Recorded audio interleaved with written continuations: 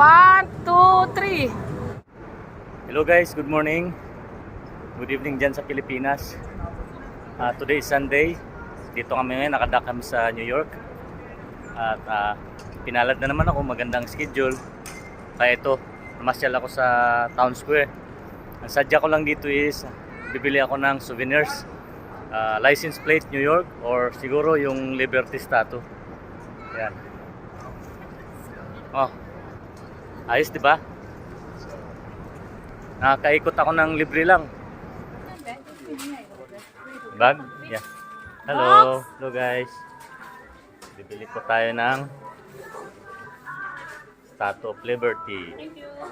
This one. Yan oh, nice. Next. Alright. Statue of Liberty. Ayos ba? Ito, nakabili na ako ng koleksyon ko. Ayan, New York.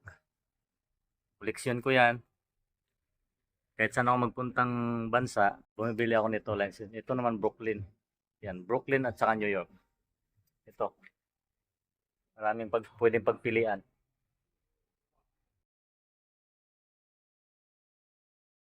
Right.